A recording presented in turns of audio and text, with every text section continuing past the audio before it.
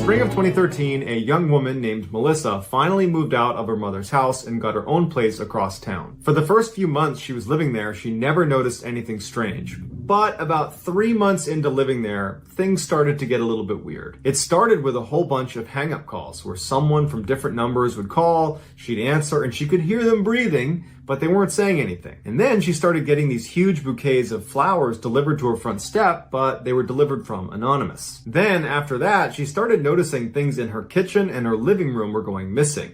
Things like plates, cups, drink coasters, salt shakers, forks and knives, little things, but since she lived alone and she was the only one moving these things, they really stood out. Melissa had this habit that every time she went to bed, she would unplug her TV. She had this irrational fear if she didn't do that it would spark a fire and her house would burn down in the middle of the night. So she was pretty obsessive compulsive about always making sure the TV was unplugged before she went upstairs to bed. And so one night around the same time she's getting these hang-up calls and there's flowers being sent to her door and things are going missing, she unplugs her TV and she goes up to bed. The next morning she gets up and comes downstairs and the TV's plugged in again. She convinces herself that, well, she must have forgot to unplug the TV. As rare of an event as that is, it has to be what happened. And so that night she unplugs the TV and remembers looking directly at the plug, confirming that yes, I've unplugged the TV. And then she puts it down and looks again at the outlet. It's not plugged in. It's definitely not plugged in. And then she goes upstairs to bed. The next morning when she walks downstairs, she had the sense of dread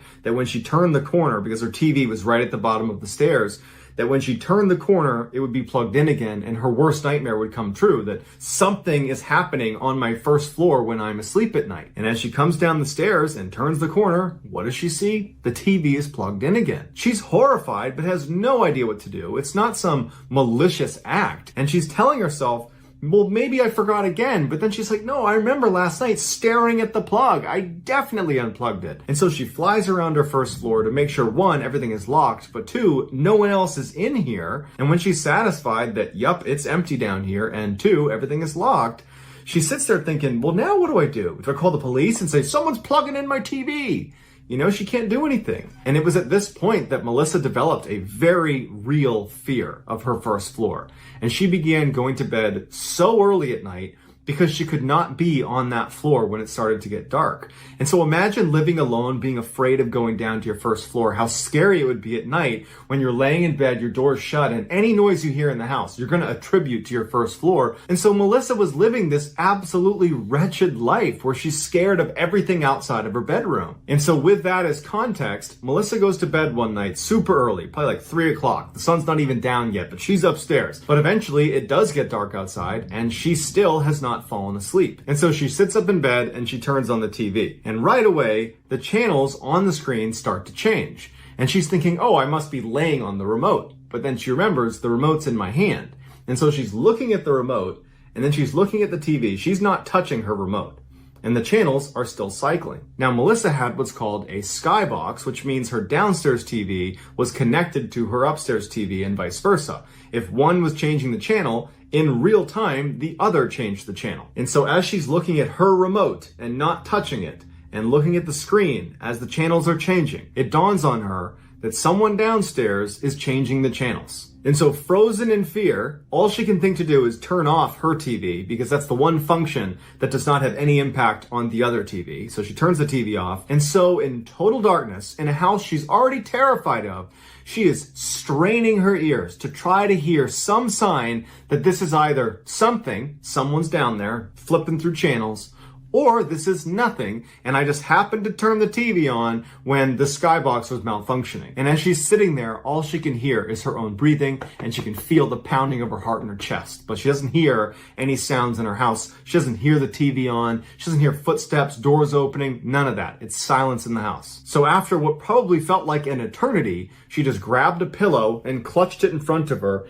and put her head into the pillow and just laid like that until she eventually fell asleep. The next morning when she gets up, the sun is out and it's this huge relief because suddenly with the sunlight pouring in the windows, it was like the house wasn't scary anymore. And she's telling herself, you know what, that had to have been just some anomaly with the skybox. I bet I go downstairs and the TV's unplugged. And so she goes downstairs and the TV is unplugged.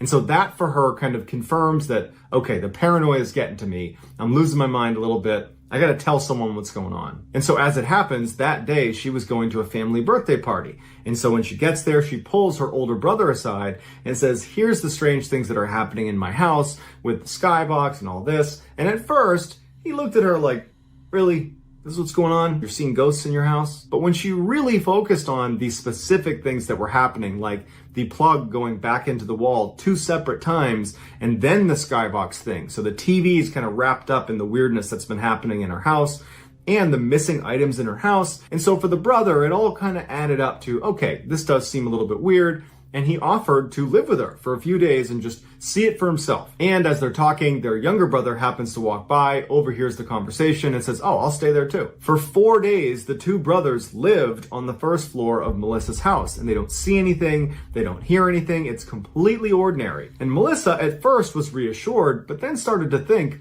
does that mean whoever's been doing this stuff is watching my house really closely and knows that I have, protection at my house right now and they're staying away? Does that mean I'm being watched really closely? And so finally, when her brothers are getting ready to leave after the 4th day, she was practically begging them to stay. She couldn't stand the idea of staying in this house. Her brothers reassured her that she had nothing to worry about, but if she experienced anything weird, anytime, any day, just call or text and they would be there in a heartbeat. Although she did not feel reassured, it was starting to get late, at least by her standards. It was like 3 o'clock, so the sun's getting close to going down, so she needs to go upstairs. So she goes back in her house and does like 20 trips around her house to confirm everything is shut, everything is locked, no one's in the house, everything is safe, and then she goes upstairs to bed. But like most nights, she was so scared of everything outside of her bedroom door that she couldn't sleep. And as she's laying there in utter silence in her room, she hears the unmistakable sound of her back door opening. And she hears footsteps walking through her first floor. And then she hears the TV turn on. And her brothers have been watching her TV last, and they had the volume set really, really high. So as soon as the TV went on, it blared all through the house. And immediately the TV turned back off because whoever turned it on knew that that was going to wake up whoever was in the house. Melissa doesn't know what to do. Before, whatever the heck was happening in her house was a little bit subtle. It was like she had to think about what she was hearing to confirm it was actually happening. Now, this person is just strolling into her house in the middle of the night and flipping on the TV and blaring it through the house. And so she immediately is like, oh my God, what do I do? And she picks up her phone and she calls her brother. And he picks up right away and she goes, someone is in the house right now. The brother's like, I will be there in 10 minutes. Do not leave your bedroom. Don't do anything. Stay on the phone with me. So Melissa's shaking out of fear and she gets up as slowly as she can and she walks over to the window to get as far away from the door, which was locked, as she possibly could. And she's glancing out the window, waiting to see her brother pull up as she listens for any sign that this person downstairs has begun walking upstairs. Finally, Melissa sees out of the corner of her eye her brother's car pulls up across the street, and he, along with her younger brother, hop out. They run across the street towards her house. They hop over the fence and they run down the alley between her house and her neighbors, and they go towards the back out of sight.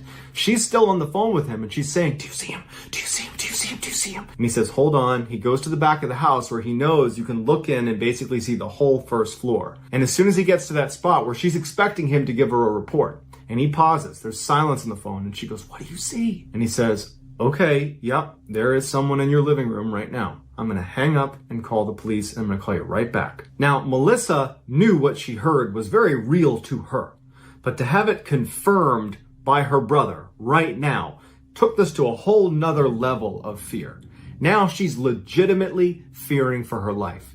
There is a person, an intruder in my house right now, confirmed. They are right downstairs and they've been coming into my house probably for weeks. And so her brother hangs up the phone and begins calling the police. Meanwhile, Melissa is just standing in this room, horrified as she listens to a stranger walk around the first floor of her house. But because she was hearing the footsteps clearly downstairs, she decided she would just walk over to her door and look through the keyhole, which was oversized on her door. And if you look through it and over to the left, you'd actually look downstairs to the first floor. You'd only see a sliver of the first floor. And so very carefully, she walks her way over to the door. And as she kneels down to look through the keyhole, her phone rings. It was in her pocket and it wasn't on silent. It was on loud, and it was her brother calling back. And she kind of fumbles for her phone. She drops it on the ground. It's still ringing, and she finally silences it. And then reflexively, she pokes her head back and looks through the keyhole, and standing at the bottom of the stairs looking up at her is a man with a hat pulled over his eyes who's clearly heard the sound, and he begins walking up the stairs. She's falling over backwards, screaming at the top of her lungs to get her brothers inside. She hears them come charging inside. She hears this epic struggle on the stairs, and she hears this person who's in her house, because it was a voice she didn't recognize, screaming, "I'm sorry, I'm sorry, I'm sorry." And then it's quiet. And so she opens that door because she wants to help if she can. And she looks and she sees her brothers have this man pinned on the stairs. He's not moving. And she sees her younger brother is holding something. And he holds it up to her and he just shakes his head. And it's a frickin' knife. And then she puts it together that the stranger in her house was carrying this knife. And before she can even take that information in, the older brother takes the hat off of this guy, and it's their mother's ex-boyfriend from 10 years ago. The same one they all believed had an inappropriate attraction to Melissa. Police show up and take him away, and he quickly admitted to sneaking into her house for months. They don't know how he got in, and he would never tell them, but he admitted that, yep, I was breaking in almost every single night. But he never gave a good reason why. He just started doing it. Police cited mental illness as the likely culprit for why he was doing it, and the family believed this could be something more sinister, but either way, he was given 3 years in jail, and the family, once again, cut all ties with him. In February of 2013, a young woman named Kim finally moved out of her parents' house, and she moved into this tiny little apartment that she absolutely loved. Kim had severe social anxiety. She could not stand being out in public, talking to people she didn't know. And so she would do everything in her power to stay indoors. She had a job that didn't require her to travel. And so having this little apartment was like her little oasis. When she was there, she was safe. If she had to leave, she was practically running to her car and running back so she didn't have to talk to anybody. In those first few weeks she was living there, as much as she tried to avoid all contact with other people, there was one person she was kind of forced to have an interaction with, and that was her landlord. But her landlord turned out to be this awesome old woman named Olivia, who really took a liking to Kim and kind of looked at Kim as like her daughter. And Kim was surprised at herself for wanting to interact with Olivia. She was very comforting and she was this really nice lady. And so even though they didn't actually interact that much, they developed this relationship where Olivia liked to make food, and she'd come over to Kim's door and she'd knock and she'd leave it outside of her door, and she didn't expect Kim to come out and talk to her. She knew Kim was uncomfortable being out in public, and so she didn't push her to do that. Instead, she just expected her to eat some nice food, and whenever Kim was done eating, to put her dishes back outside the door, and Olivia would take it up and she would go clean it, and that was that. And so Kim really grew to love Olivia and was very happy to have her there. It was like she made her feel safe. 2 months after moving into this tiny little new apartment, Kim started taking a new medication for her anxiety. Now, historically, she had taken a whole bunch of different medications and knew when you start a new one, it's not uncommon to have a whole bunch of side effects that you're just not used to, and they're kind of awful, and you need some time to get used to them. So at the same time she's taking this new medication, she starts to notice that she's forgetting things. Things in her apartment are being put in places she does not remember putting them. And things are going missing and she can't remember where she put them. And so even though she was expecting side effects from this new drug, she was really frustrated with the memory loss. She also noticed this medication made her exceptionally drowsy, to the point where most days she had to take a nap for 2 or 3 hours in the middle of the day just to get through the day. Because Kim had such intense anxiety about being out in public, she did not want to go to the doctors to get a different prescription or to even talk to the doctor about, is this normal? Because that doctor's visit would necessitate a whole bunch of interactions with people she doesn't want to interact with. And so she decided, you know what? I'm just going to take my medication. I'm going to let myself adjust to this new normal and everything will be just fine. During the time period that she's experiencing all these side effects that she is attributing to her new medication, kitchen, she got a delivery from Olivia. It was a Greek salad that she knew Kim loved, and Kim's psyched about this Greek salad. She brings it in her apartment, and she decides, you know what I'm gonna do? I'm gonna have a nice day to myself. I'm gonna go in my bedroom. I'm gonna turn on Netflix, and I'm gonna eat this salad in bed. It's gonna be awesome. And so she's sitting in bed, she's eating her salad, she's watching Portlandia, and then she falls asleep right in the middle. Like as she's eating her salad, she's falling asleep. She's so tired. When she woke up, she's like, wow, I've never fallen asleep that hard and that fast before. And she's literally still got the fork in her hand from eating her salad. And then she notices on the other side of the bed, the left side of the bed, the sheets are all disturbed, like someone has been laying there. And Kim always sleeps on the right side of the bed. It was almost like a compulsion for Kim that she could never sleep on the left side, like it was bad luck. And she reaches her hand out and she feels that side of the bed where it's been disturbed and it's still warm. And so she quickly thinks to herself, well, I guess I must have rolled over and laid on that side of the bed and then rolled back to this side, just miraculously right back in the same position I was in with the salad fork still in hand. And that's when it kind of clicks in her head, like, that's not possible. That's not possible. So what does that mean? Does that mean someone's in my apartment right now? And so she leaps out of bed, she gets her phone, she enters 911 and she's ready to dial it, and she flips on all the lights in her apartment, she's running around and there's no one in her apartment. The apartment's still locked, everything is normal. And so she puts her phone away and her heart's still racing. She's very stressed out about what's just occurred. Because in her mind, in the back of her mind anyways, she knows she didn't roll over. That didn't happen. This is when Kim began to wonder, are all these strange happenings in my apartment connected to what just happened now? Because this incident right here does not feel medication side effect driven. And so all of a sudden she's looking at the other weird things in her apartment, like the missing toothbrush and the missing shoes and things getting moved around, as suddenly connected.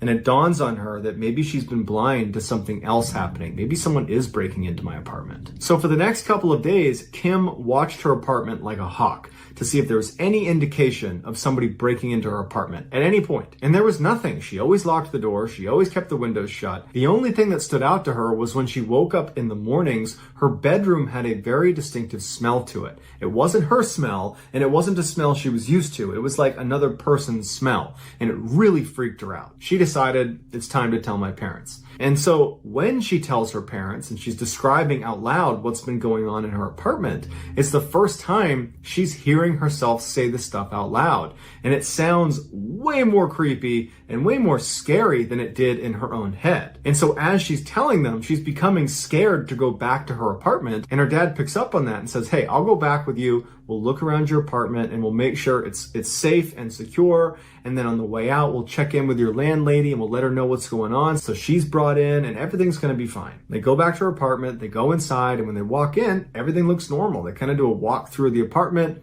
looks normal. But before her dad leaves, he says, hey, let me just do a closer inspection of your whole apartment. Let me look everywhere and make sure there's not like some special way to get in here, just to give you peace of mind. And so he went into her bedroom and he starts looking around and he's lifting up the mattress and looking underneath. And then he opens up her closet, which is this big closet, lots of clothes in there. It's not quite a walk-in closet, but it's big enough that you can easily stand in there. And her father reaches in and splits the clothes and he uses his light to look at all of the back wall, and he pushes on it and he taps on it and he sees if there's any sort of special compartment. There's not. But before he walks out again, he notices a little blurb of writing on the bottom right corner of the inner wall, an area that you could only see if you were standing in the closet looking for strange things on the wall of the inside of this closet. He kneels down to take a look at it, and it's this little tiny blurb of text that says, come back here so I can look at you. And the only way you could write it is if you were laying down in this tiny little corner facing the exit of the closet.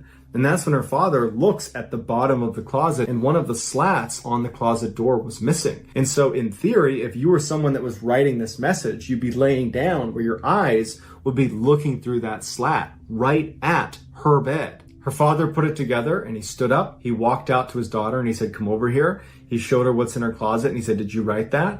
And she goes, no. And he goes, all right, it's time to leave. They walk outside, they go to his truck, and he calls the police and he says, someone's breaking into my daughter's apartment. Police show up and using CCTV footage, they capture a grown man regularly going into Kim's apartment in the middle of the night, and he clearly has a key. It would turn out to be Olivia's grown adult son named Henry, who lived with her, who apparently, as soon as he saw Kim for the first time, he fell madly in love with her and became very obsessed with her. And he developed this fake relationship in his mind where he believed he and Kim were dating, even though Kim didn't even know Henry existed. She didn't even know he was living with Olivia. She had never seen him before. During questioning, Henry said what he did is he got sleeping pills and he ground them up, and anytime his mother was delivering food to Kim, which she loved to do, and she was always excited about it, so she was talking about it so he would know it was happening, he would put sleeping pills in her food, he would mix it in, and then he knew as soon as it was delivered, she would be asleep, and he would use his mother's spare key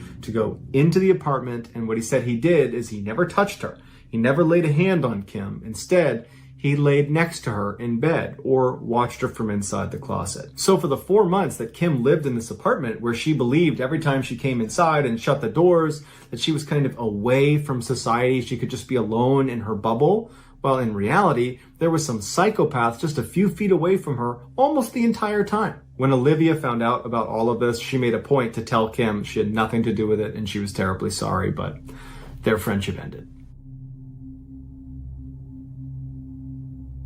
On October 17th, 1941, 73-year-old Philip Peters was supposed to join his friends for dinner, but he never showed up. His neighbors knew Phil was living alone at the time because his wife had recently fallen and broken her hip and was in the hospital.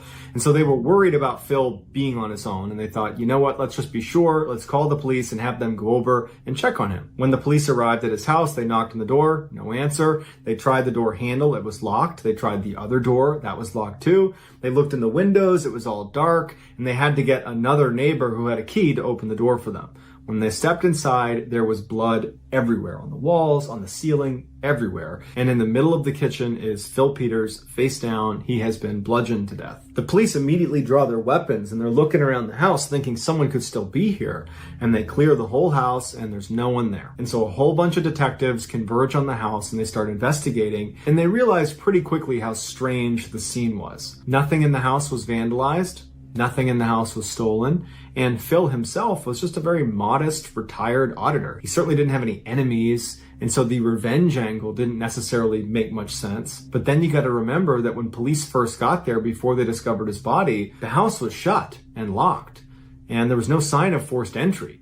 And so whoever was in there with Phil at the time of his death must have known Phil enough to have a key of their own or have Phil open the door for them. So it made investigators wonder what would motivate some person that's in Phil's inner circle to commit such a heinous crime when the obvious angles, such as theft, vandalism, revenge, have basically been crossed off. Not to mention, there was virtually no evidence of who could have done this, with the exception of the murder weapon, which was this big piece of metal called a stove shaker. But the person who had used it to kill him had taken the time to meticulously wipe it off. So there was nothing on it, no fingerprints, no anything. So for months, detectives agonized over this case, but they got nowhere. 9 months later, a housekeeper was hired by Phil's widow to help around the house now that Phil was gone. And she said as soon as she moved in, she started hearing strange tapping sounds all through the house, but didn't think anything of it. And so that day, the day she's calling police, she's alone in the Peters residence and she hears the tapping and it's coming from the kitchen.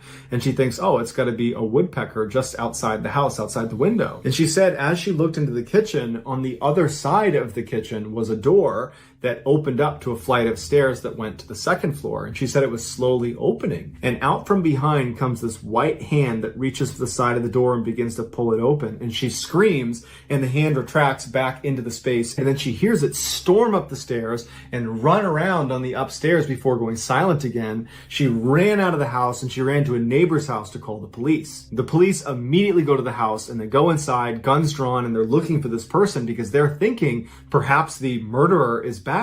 And they're looking all through the house and there's nothing. There's not even a sign of a break-in. And so the police go back to the housekeeper and to Miss Peters. They explain that we couldn't find anyone, but given the history of your house, we don't think it's safe for you to be in there. And so the housekeeper didn't go back and Miss Peters was moved back to the hospital where she could be looked after during the police investigation. At this point, the police decide we're going to permanently stake out this house. We're going to have 2 detectives that are outside this house watching it at all times. And so two detectives go and they're sitting outside, and for a couple of days, they're not seeing anything. They're not hearing anything. And they decide to just go inside and have a look around. They both walk into the house. They go upstairs. They look around. They don't see anything. They go back downstairs. And as they're standing on the first floor getting ready to leave, they hear what sounds like a doorknob turning upstairs. They both heard it, so they go upstairs and they start searching different rooms. And one of the detectives goes into the bedroom and opens up a closet, and past all the clothes, bottom left-hand corner, he sees a foot dart into a little space in the back corner of the closet. And without any hesitation, this guy jumps head first into the closet and grabs the foot of this mystery person who's crawling into a tiny little panel in the back of a closet. And he holds on to this person who's fighting with their life to get away, and he starts pulling them out, and he's yelling for his partner to come over. He comes charging in. They both grab this person and they yank this person out, and they would describe him as the strangest looking person they had ever seen. He was super tall but rail thin, and his skin was so dirty it appeared gray. His name was Theodore Conies, and he had been living in this house for a year. Before Conies moved in, he had fallen on hard times. He was sleeping in alleyways, and as it started to get colder in September of 1941, he decided he would approach his longtime friend, Phil Peters, and he would ask him for some money and maybe an opportunity to crash at his house for a couple of days. But as it happened, when he got to Phil's house, Phil wasn't there. Phil was at the hospital visiting his wife who had a broken hip. And so the house was vacant. And Conies saw an opportunity and he broke in. And at first, his plan was just to steal food, get warmed up a little bit, and then leave. But he noticed when he was looking through the house for things to take that in the back of one of these closets was a panel that led to this tiny little almost secret attic space that wasn't being used for anything because it was impossibly small. You'd have to be incredibly skinny just to get through the little square opening that would bring you into this little space. And then once you got in, you could only get in by slithering head first in. You couldn't stand up. You had to be laying the entire time. You couldn't extend your legs all the way if you're a full-grown adult. So you're kind of tucked up in almost like a pseudo-fetal position. But Conies saw this as a huge upgrade from living on the streets, and he decided that this is where he's going to live for the winter. And so he went around the house gathering supplies between blankets and food and water, and he filled his tiny little space. And then he went back downstairs and he locked the front door again, made sure everything looked the way it was when he showed up. And he went into his little space and shut the door behind him. And when Phil came home that night, he didn't notice anything. And for the next several weeks, Phil never noticed a thing. Every time Phil would leave, Conies would sneak out, go downstairs, make himself some coffee, get a bite to eat, then go back up to his little space. He even cut into the house's wiring system and stole one of Phil's radios, brought it into the cubby with him, attached it to the new wiring, and he got to listen to the news so he didn't feel so isolated from the outside world. But about a month later, Conies leaves his little spot to go downstairs because he thinks Phil is gone. He gets to the kitchen, he's going through the fridge. When he shuts the fridge, he looks over and there's Phil standing there looking at him like, "What are you doing in my kitchen?" In a panic, Conies grabs the stove shaker and beats Phil to death. Not knowing what else to do, he wipes off the murder weapon, leaves it where it is. He goes in the fridge, he gets some more food and drink, and he goes right back up to where he lives. He would follow the investigation of Phil Peters' death on his radio, curled up inside of Phil Peters' house. Conies was quickly found guilty of murder and sentenced to life in prison. After hearing his sentence read to him, he says out loud, "Now I feel safe. I'll have a better home than I've had in years." So that's going to do it, guys. I hope you enjoyed today's stories. And if you found today's secret, please let us know in the comments what it is and where you found it. The first one to do that will get pinned. If you enjoyed the video today and you haven't done this already, please offer the like button a beer, but then give them an O'Doul's. Also, please subscribe to this channel and turn on all notifications so you don't miss any of our weekly uploads. At Carnegie Mellon University, Aaron Ralston studied mechanical engineering, French, and piano. And then upon graduation, he moved to the Southwest and took a job as an engineer. But 5 years into his corporate job, he realized he hated it, and so he quit and moved to Colorado to pursue his real passion in life, which was mountain climbing. On April 25th, 2003, Ralston takes a trip to Utah where he plans to explore the Canyonlands National Park. He slept in his truck that night, and the next morning at about 9:15 a.m., he gets up, and it's this beautiful Saturday morning. He hops on his bike, and he bikes 15 miles to Blue John Canyon. The canyon was an 11-mile gorge that at certain places was as narrow as as 3 feet across. And so Aaron locks up his bike and he begins walking through this canyon. About 6 hours later at 2:45 p.m., Aaron is right at this section of the gorge that's getting really, really narrow, and below him is about 100 feet down to the bottom of the desert floor. He was going to walk with both feet on either wall because it was so narrow and kind of Spider-Man his way through this section of the canyon. But as he began that maneuver, a huge 800-pound boulder became dislodged above him, and it comes tumbling down, and he barely gets out of the way, but it lands on his arm, and it pins his arm against the wall, and he can't move, and he's suspended 100 feet off the ground, and he's 20 miles away from the nearest paved road. Immediately, he tries to pull his hand free and push the rock off, but it's not going anywhere. And that's when it dawns on him that he didn't tell anybody he was going to be in this gorge today. No one knows he's here, and he's so far away from anyone that can help him, and he doesn't have a cell phone, he doesn't have a radio, he's got no way to communicate with anyone who could potentially help him. Now, the position he was in was not him dangling by his arm 100 feet off the ground. He was able to position himself against the rocks where he wasn't dangling. He was able to sit fairly comfortably besides his arm being crushed, and he was able to use the rock that actually had pinned him there as a sort of table or something to lean up against. And after he calms down a little bit, after a few minutes, he reaches back and he pulls his bag out in front and he starts taking inventory of what he has. And all he had was 12 ounces of water, so just a single water bottle, and he had 2 burritos and some candy bar crumbs. That was all he had. In terms of tools, all he had was this crummy multi-tool, and it did have a little knife that extended off the end, and almost immediately he takes that multi-tool and begins chopping away at this boulder to try to see if he can maybe crack it and push half of it off. But he's finding out very quickly that it's completely futile. It is not moving. It is an enormous boulder. It's not going anywhere. He cannot possibly break it with this crappy little multi-tool. As the sun began to set, Aaron started thinking really seriously about trying to cut his arm off. But again, all he has is this multi-tool and this crappy little dull knife, and he's thinking there's no way I can cut through my arm. There's bone in there. I can't possibly saw through the bone. And so very disheartened, he puts his multi-tool away and he begins to nurse the water and slowly eat the food and thinks maybe some miracle will happen where over the next couple of days, someone will be within earshot. I can yell to them and they can come get me, or maybe someone will see me when they're hiking overhead. I can just wait it out. But by the 5th day, he had run out of water. He was becoming delirious. He was actually drinking his own urine at this point, and he expected to die overnight. And so with his multi-tool, he etched his name into the rock, and then underneath it, he etched the date he expected to die, which was the next day. And then after that, he put his multi-tool down, and he did have a camera with limited battery, and he pulled that out, and selfie style, he filmed goodbyes to his family. My name's Aaron Ralston. My parents are Donna and Larry Ralston of Englewood, Colorado. Whoever finds this, please make an attempt to get it to them. Be sure of it. I would appreciate it. After he was done filming, he put the camera away and he leaned up against the rock and fully expected to die. But he starts to have this really intense dream where he sees himself playing with a child and he's missing his right arm. And he takes that as a sign that he's supposed to chop his arm off and get out of here alive and go start a family. And so he wakes up from this dream and suddenly all he wants to do is survive. And he looks at his arm, which is already starting to decompose at this point, and he thinks to himself, I know I can't cut through bone, but what if I'm able to break my arm clean through? I can take this blade and cut through the break in the bone. And so he began testing using the edge of the rock as a fulcrum to see if he'd be able to break his arm, using the torque of pushing it over the edge of the rock. And when he started to sense it was possible, he took a deep breath and then he broke his arm. He takes his multi-tool, and over the next hour, he would painstakingly saw through his entire arm. Once his arm was free, he couldn't believe it. He actually smiled when he saw his arm still pinned underneath the rock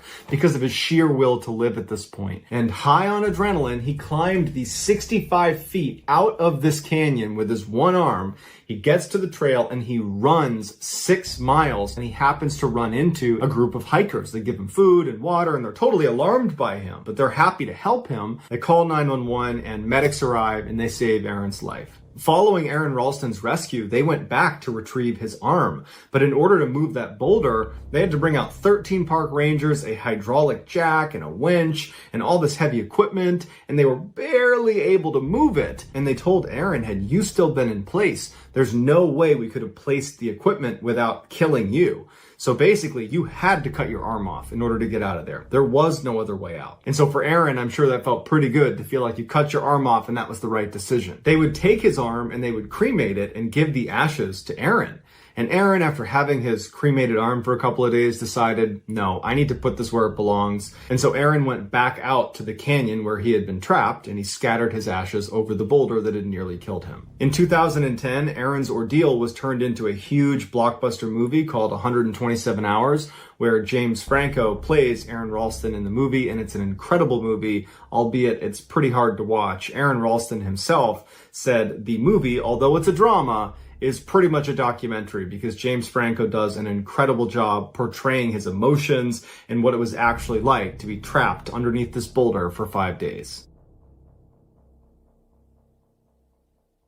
In 1984, 19-year-old Timothy Molnar was living at home with his parents in Daytona Beach, Florida, while going to school for aeronautical mathematics. On January 24th, Timothy gets up and begins his day just like every other day of the work week, by going downstairs, having a bite to eat, and then taking his younger brother Frank to school. Once he dropped Frank off, he drove across town to his university where he had class, but as soon as he parked, he realized he had forgotten his bike, and that was something he brought with him everywhere. And so before class started, he went back home, he got his bike, put it in his car, turned around and headed out, and his mother would step outside and see him trailing away down the road, and that was the last time she, or anybody in their family for that matter, saw him alive. That night when Tim didn't come home, his family called the police. The police asked them, is there any reason he would want to run away? Is he in trouble? Is there anything going on? And his family's like, no, he's a straight-A student. He's got lots of friends. He's super happy. He's well-adjusted. He's on a great career path.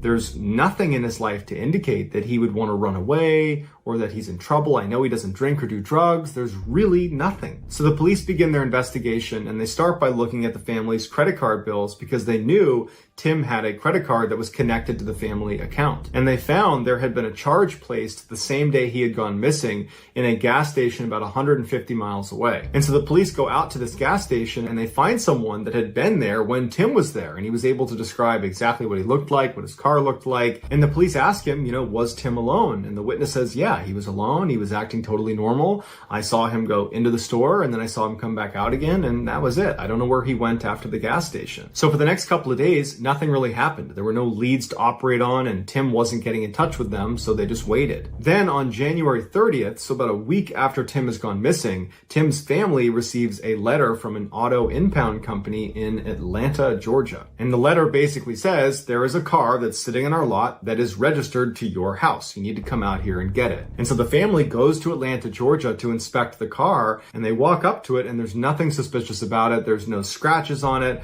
The tires are all fully inflated. They look inside and there's no sign of a struggle. There's no blood. There's no debris of any kind. But what they would find inside the car were Tim's credit cards, his wallet, his license, and other items suggesting that perhaps Tim is trying to ditch his old identity and start a new one. They also noticed a few very expensive items that they knew were always in his car were now missing. His car stereo, his toolbox, and his bike. Tim's family stayed in Atlanta for a couple of days thinking maybe Tim will return to this car, but after a couple of days it was clear that they weren't doing any good sitting there, so they went back to Florida. When they got back, they looked inside of Tim's room a little bit more closely and they discovered that none of his clothes had been taken. There was no suitcase taken. It was like he left with just the clothes on his back. They also checked his savings account and he had taken all the money out but left $10 in there. And the family believed that by leaving that $10, what he was really saying is, I'm going to come back someday. But he didn't come back and they never ever heard about him again. It was like he just vanished. A decade after Tim went missing, the TV show Unsolved Mysteries aired a segment about Timothy and his disappearance in hopes that the viewers would be able to give them some information about the case. And sure enough, a man named Stephen Cull, who was living in Wisconsin, called into the show and said, without a doubt, I know where Timothy is. He told them this story about how 10 years earlier, he was walking around this forested area in Wisconsin when he came to a clearing in the middle of this forest, and he saw this lump in the middle of the ground. And he didn't know what it was. It was wintertime, so he couldn't tell if it was wood or an animal. And he walked up to it and he looked down and he realized it was this huge block of ice. And when he brushed the snow off the top, he couldn't believe what he was seeing. Inside of this huge block of ice, is the dead body of a young man. Cull would immediately call the police, who would show up. They would get the body out of the ice, but there was no identifying information on him, and he was very badly decomposed at this point, and so they had no way to identify him, and so he was buried, and he was unclaimed. But from the second Steve saw that dead body in the ice, that image was seared into his mind, and so when the TV show Unsolved Mysteries put a picture of Tim up on the screen saying, if you've seen this guy, let us know, Steven's like, oh my gosh, I recognize those clothes. That's the guy who was dead in the ice block. And so the police go to Wisconsin, they dig up the body that was inside of the ice, they do a DNA test, and sure enough, it's Tim Molnar. Even though Tim's body was almost completely skeletonized at this point, the coroner said there's no sign of trauma to his body. None. However, they weren't able to determine a cause of death. To this day, we have no idea how or why Tim wound up 1,200 miles away, frozen inside of a block of ice.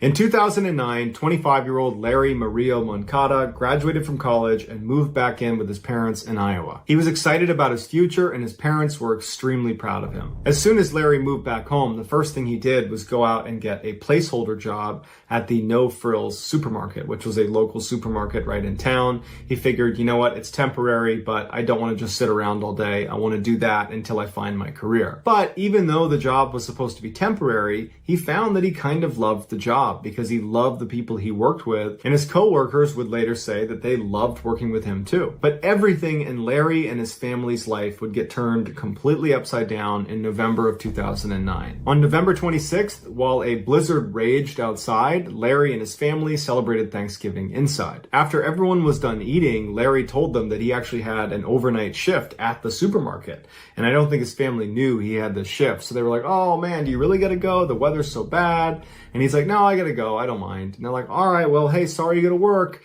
And Larry walks outside and goes to work. The next morning when he came back from that shift, his mother would say something seemed off about him. When he came inside, he was very disoriented. He didn't really know where he was. And his mom's trying to tell him that everything's okay. You know, what's going on? Did something happen out there? And this is when it dawned on her that he could be having an anxiety attack. Just a few years earlier, Larry had had a whole bunch of panic attacks and he was really struggling with anxiety. And it wasn't until his mom made him go to the doctor and put him on medication that he stabilized. But at this moment, she didn't know if her son was on any medication or not. So just to play it safe, she said, hey, let's go to the doctor and have you looked at. You don't seem well. So she brings him to the doctor, and the doctor quickly prescribes Larry an antidepressant. They go and fill the prescription, they go back home, and Larry takes one of these antidepressants. But the medication didn't seem to be doing anything, because over the course of the day, Larry got progressively more and more stressed out and more confused seeming, and eventually he told his mom that he was hearing voices in his head that were telling him his heart is beating too quickly and he needs to eat sugar to slow down his heart. And his mom is looking at him thinking, what do I do about this?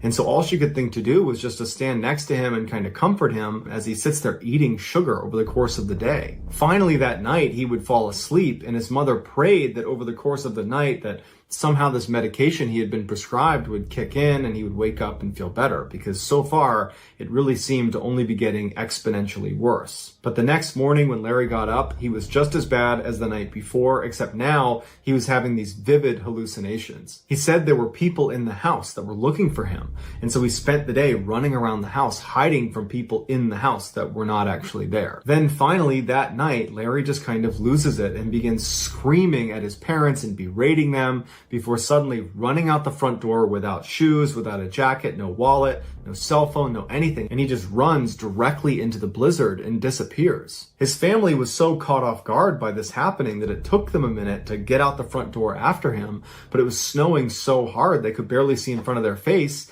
and they knew he was gone. So immediately they call the police, but the police have the same issue. They can't really go looking for him right now because the visibility was so bad. And so they told his family that we can't really start until tomorrow morning, so hopefully he turns up tonight. So the next day when the weather clears up a little bit, the police go out looking for Larry, and they're asking people in town if they've seen him, and no one's seen Larry. And unfortunately, because it had snowed so much the night before, any of Larry's tracks leading out of Larry's house were now covered over. And so after a couple of days of this, when there's just no sign of this guy, the police say to the family, look, there's not much we can do. We're just going to have to wait to see if he turns up. 10 years later, the No Frills supermarket supermarket where Larry used to work was out of business and it was about to get torn down, and some contractors were sent in to start ripping down the shelving and breaking down the inside of the building.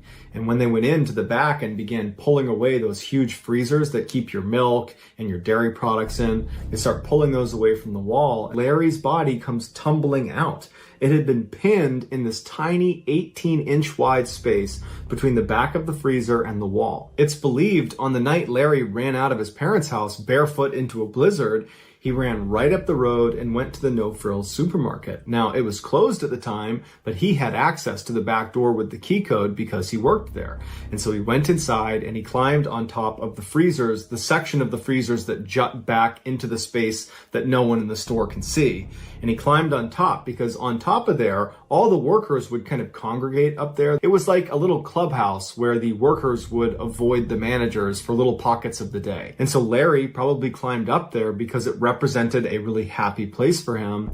And when he got up there, he must have somehow tripped and fallen into the tiny 18-inch space between the freezer and the wall. Investigators believe there's no way he actually got hurt when he fell into this little space. He got wedged in there, but he wasn't harmed. The problem was these huge fans that run constantly to keep the freezer cold were unbelievably loud and would have completely drowned out his cries for help. And so no one knows for sure how long this took, but eventually he would die because no one heard him. Looking back at old Facebook posts around the time that Larry would have been dead behind the freezer, there was a whole bunch of people that were commenting on Facebook that they didn't want to shop at the No Frills supermarket anymore.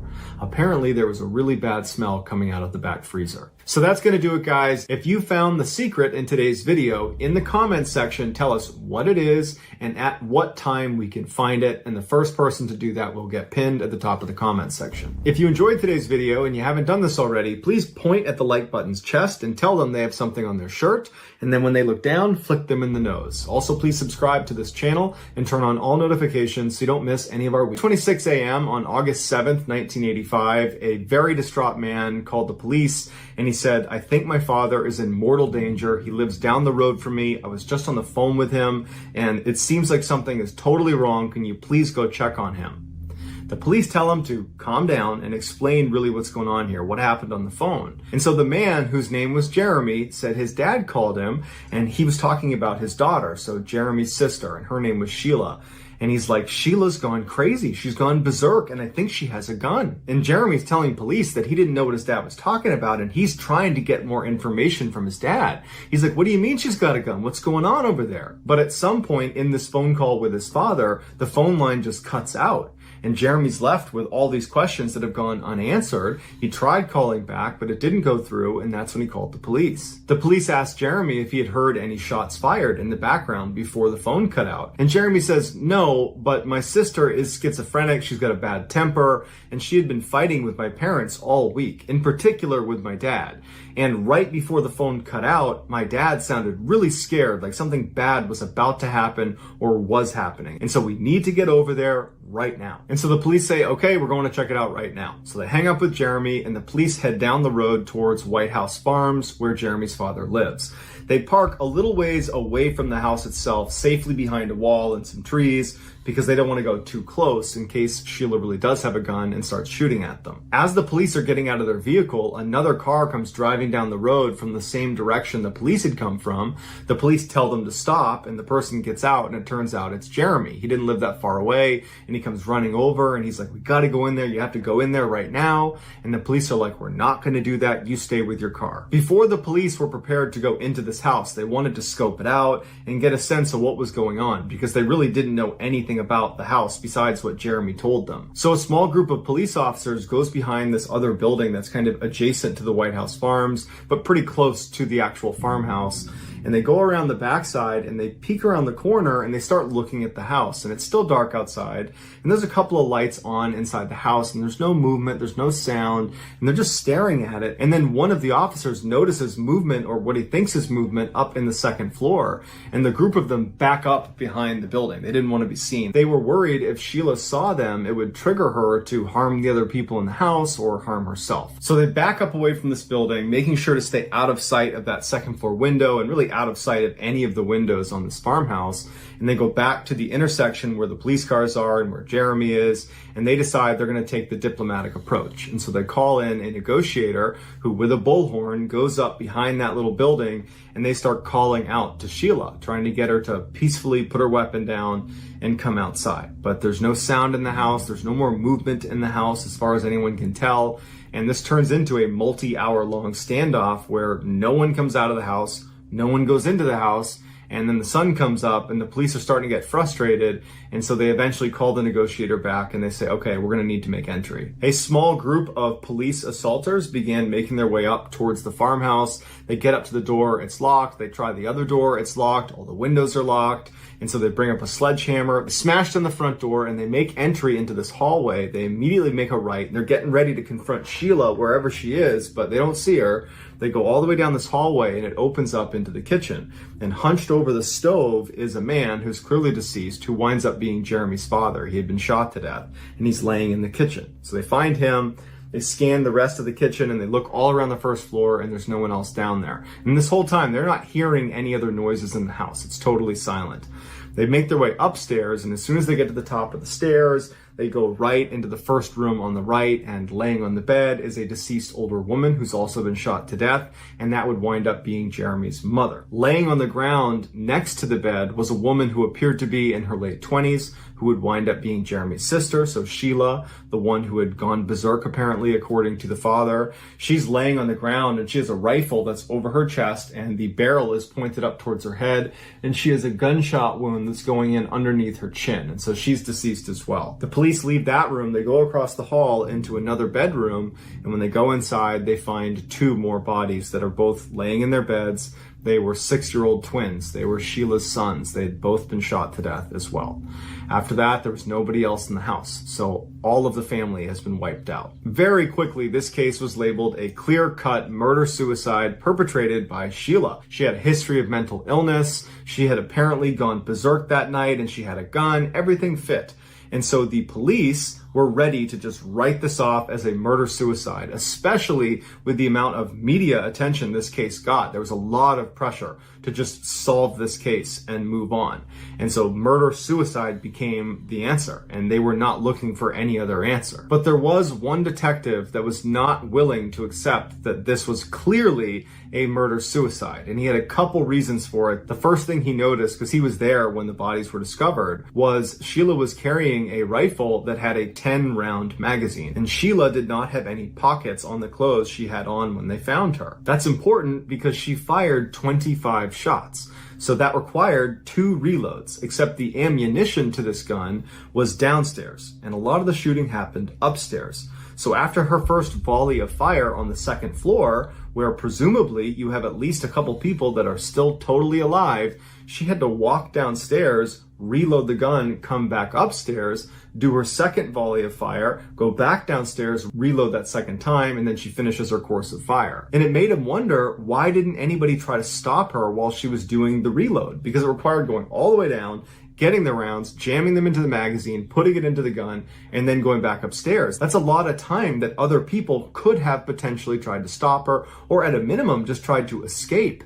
But it was like everybody just laid in bed. It was like they didn't know what was happening despite so many rounds being fired very close to them. Stan also found out Sheila did not have extensive weapons training, and so she wouldn't be natural at reloading a weapon. And so for her to go down and reload twice and not chip any of her nails, she had long painted nails, that seemed like a bit of a stretch, because that requires pretty coordinated movements. And for her to never have done that before and just to be able to easily reload, that seems like a stretch too. Stan also figured out there was a window that had a faulty latch on it, that if you pulled lightly on it, it would stay locked. But if you pulled hard and kind of jostled it around, it could open and it could shut, which means the house was not secure when they got there, even though they thought it was. And that was a big part of their whole, this is a murder-suicide, because Sheila locked all the doors and windows before she committed this crime. But if any of those doors or windows were open, it kind of leaves open the opportunity for someone else to have gotten in there and gotten out before the police. But the biggest discovery by far that puts all the others to shame is something Stan found under the stairs inside the house. And everything before that, all the evidence that Stan was presenting to the other officers saying, hey, we should take a look at this. I don't know if this is a murder-suicide. I think there might be potential for somebody else to be responsible. Well, no one was taking him seriously until he came to the table with what he found underneath the stairs.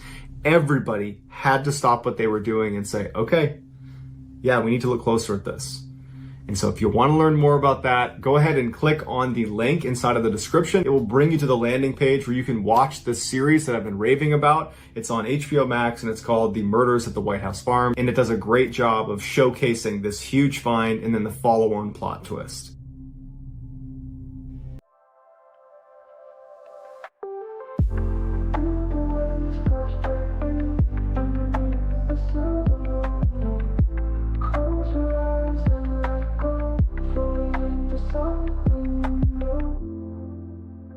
Feel the waves crash gently underneath the silver moon. Close your eyes and let go, floating into something new.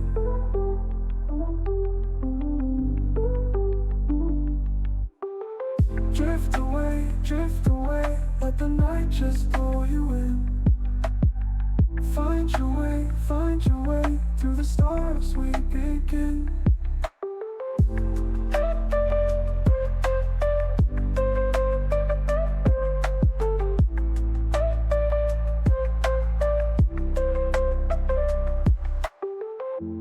Lost within the rhythm as the city fades below.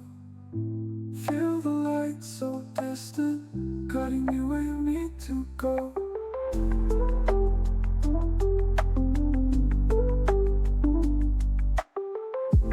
Lost within the river as the city fades below.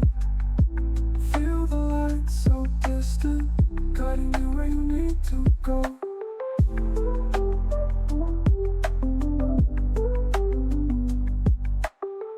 Drift away, let the night just pull you in. Find your way, through the stars we begin.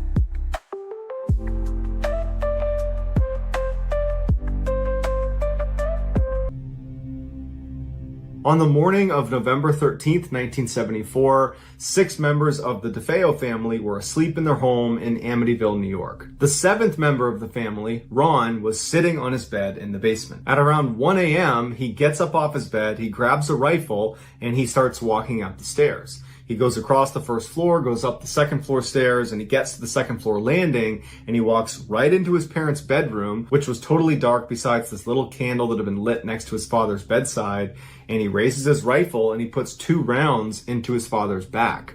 And then as soon as his father is still, he aims at his mother and he shoots her 2 times. And then he puts the gun down and he walks out and he goes across the hall into his brother's room. He raises his rifle and he fires 1 shot into his 12-year-old brother Mark, and then he aims at his 9-year-old brother John and he fires 1 shot into him as well. Then he leaves their bedroom and he walks down the hall to another bedroom where he finds his 13-year-old sister Allison. He raises his rifle and he fires 1 shot.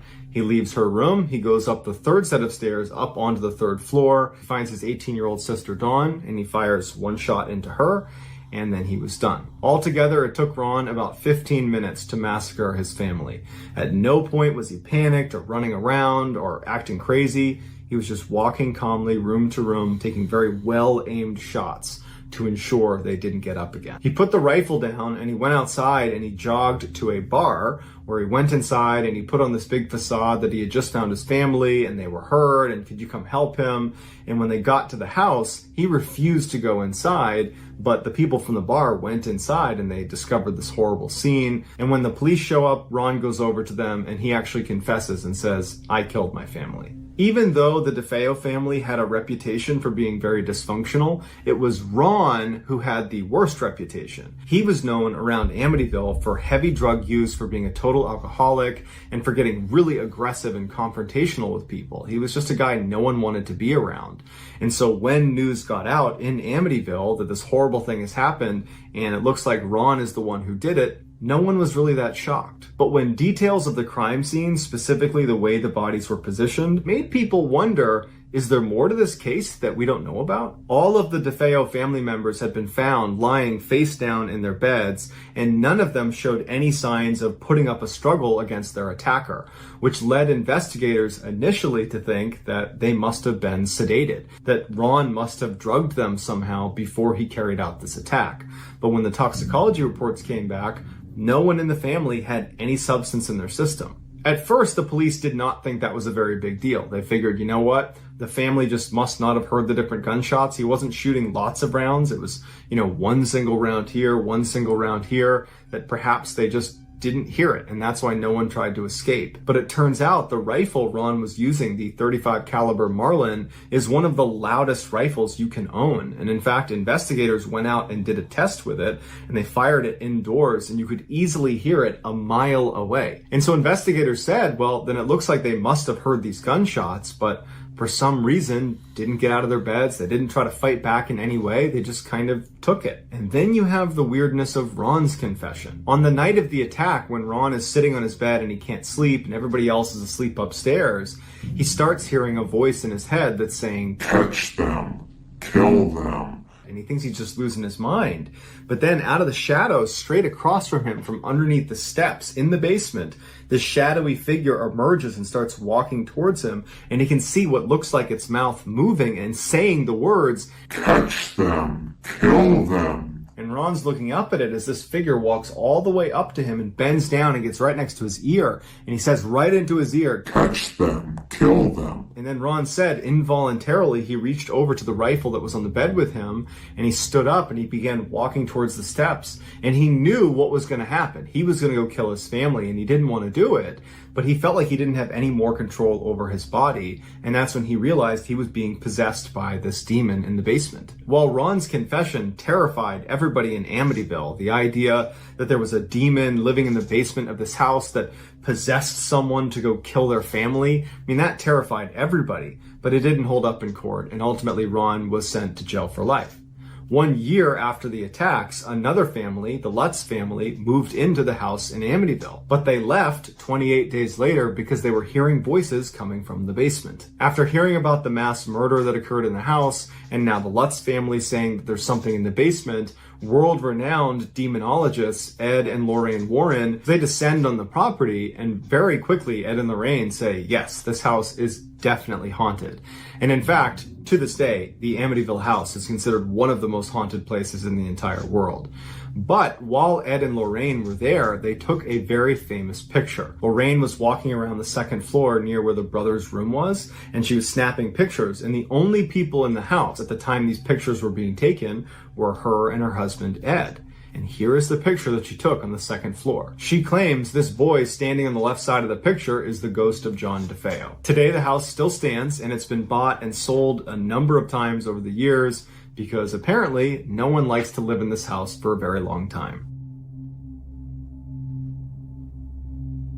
On June 10th, 1912, the Moore family was sleeping peacefully in their beds on their quiet street in Villisca, Iowa. Joe and Sarah Moore, the mother and the father, were asleep upstairs in their room, and their 4 children were down the hall in another room. In addition to the Moore family sleeping upstairs, there was also 2 more children sleeping on the first floor in the guest room. It was the Stillinger sisters, and they were over for a sleepover. And unbeknownst to all the sleeping people in the house, there was a strange man who had broken into the house while they were at church, gone into the attic, and was hiding in there, smoking cigarettes and carrying an axe. Shortly after midnight, the stranger believed the coast was clear, and they silently opened up the small door, and they crouched down and walked out of the attic into the second floor hallway, wielding this axe in their left hand. They began walking down the hallway. They passed the children's room on their right, and they made their way down to the end of the hall where the master bedroom was. They walked inside the room and stood right next to Joe, and then violently raised the axe over their head,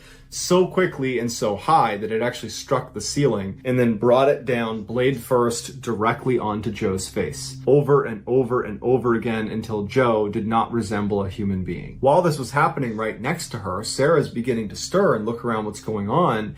Meanwhile, the killer has now moved to the other side of the bed and is standing over Sarah and using the backside of the axe. So not the blade part, but the backside of the axe head.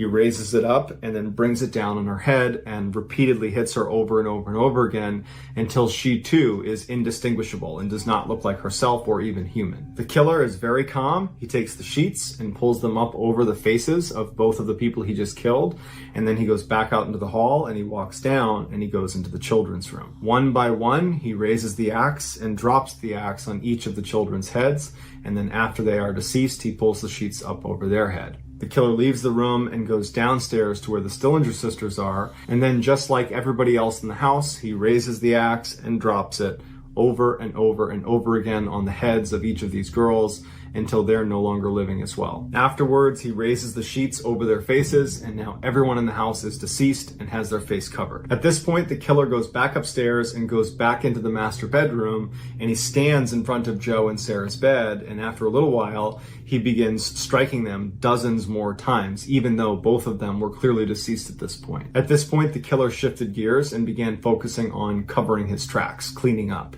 And he began taking clothes out of closets and pulling whatever sheets he hadn't used. He began tacking these things up onto all of the windows and any spaces on the doors so that nobody could see in. He also began covering up the mirrors, which no one understood why he did that. After the house is totally covered up, the killer goes into the kitchen and he cooks himself a meal, but he doesn't eat the food. He cleaned off the axe and placed it up against the wall on the first floor. He then took a huge bowl, filled it up with water, and then washed his bloody hands and began to clean himself a little bit, and then he left the bloody water just sitting on the counter. And then, strangely, he took a huge slab of bacon from in the kitchen and he put it in the middle of the floor, and then next to it was a keychain. And some people think this might have to do with some ritual he was performing, but to this day, no one really knows why he did that. And then he took some keys from inside the house, walked out the door, turned around, locked it behind him, and disappeared. The Moore household normally was a very rambunctious place with all these kids running around, and the neighbors were very close. And so the next morning, when the neighbors did not see the Moore family coming outside to do their chores around 7 a.m.,